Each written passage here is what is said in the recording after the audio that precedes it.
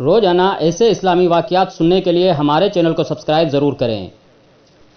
جنات جسم میں کیوں، کب اور کیسے داخل ہوتے ہیں؟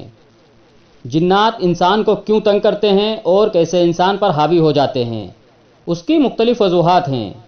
نمبر 1، کبھی انسان سے جنوں کا کوئی نقصان ہو جاتا ہے، کیونکہ ہمیں تو وہ نظر ہی نہیں آتے، اس لیے ان کو یا ان کے بچوں کو نقصان پہنچانے کی صورت میں وہ بھی انسان کو نقصان پہنچاتے ہیں۔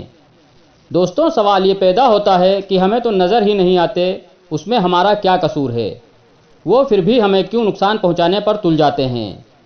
تو بات دراصل یہ ہے کہ جیسے ہم انسانوں میں بہت سارے لوگ جاہل اور اجڑ قسم کے ہوتے ہیں، ان کا کوئی نقصان غلطی سے بھی ہو جائے تو معاف نہیں کرتے، حالانکہ ان کو معلوم ہوتا ہے یہ نقصان جان بوجھ کر نہیں بلکہ غلطی سے ہوا ہے۔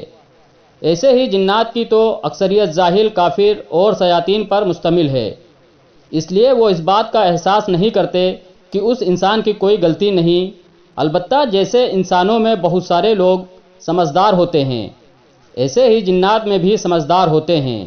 ان کو یا ان کے بچوں کو ہم سے کوئی نقصان پہنچ جائے تو کہتے ہیں کہ ہماری غلطی ہے، ہمیں اپنی اور اپنے بچوں کی خود حفاظت کرنی چاہیے۔ نمبر 2، جنات لگنے کی دوسری وجہ جادو ہے، یعنی جب کوئی کسی پر جادو کرتا ہے تو جادو دراصل جنات کے ہی ذریعے کیا جاتا ہے، تو جس پر جادو کیا جاتا ہے جادوگر کے بھیجے ہوئے جنات اس کا نقصان کرتے ہیں جس مقصد کے لیے انہیں بھیجا گیا ہوتا ہے، مطلب کسی کو بیماری کرنا، کسی کا کاروبار خراب کرنا، کسی کو اذیت دینا وغیرہ۔ نمبر 3، کبھی کبھی ایسے جنات جو شیطان ہیں اور انسان کے دشمن ہیں، اس لیے وہ بنا وجہ بھی باہر رہ کر انسان کے ساتھ چھیڑ چھاڑ کرتے ہیں، وجہ کچھ نہیں ہوتی، چونکہ وہ شیطان ہیں، اس لیے انسان کی دشمنی ان کے دماغ میں بھری ہوئی ہے۔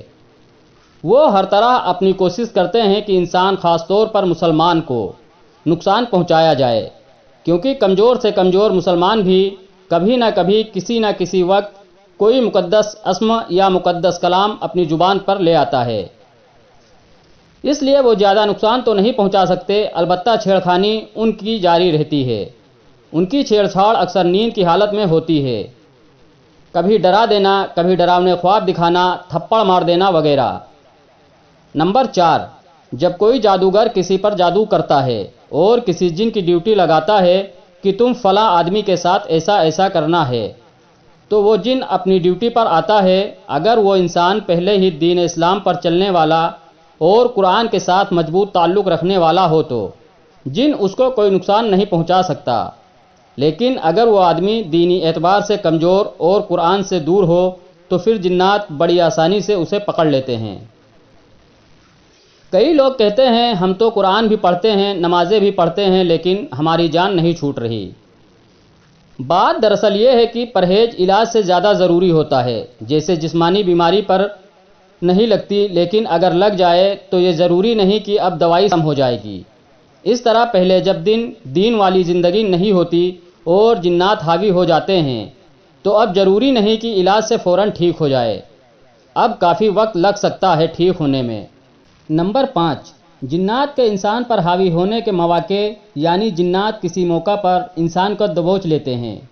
یہ 3 مواقع ہیں: ایک، جب انسان اللہ کے ذکر سے غافل ہوتا ہے، یعنی اللہ کی یاد سے غافل ہوتا ہے۔ دوسرا، انتہائی خوشی کے موقع پر، اور تیسرا، انتہائی غم کے موقع پر، کیونکہ یہ دونوں موقع ایسے ہیں جب انسان کمزوری کا شکار ہو جاتا ہے۔ اس لیے ہمارے دین نے ہمیں ہر کام میں اعتدال کا راستہ دیا ہے، یعنی غم اور غصہ بھی اعتدال کے ساتھ اور خوشی بھی اعتدال کے ساتھ منائیں۔ جزاکم اللہ خیر۔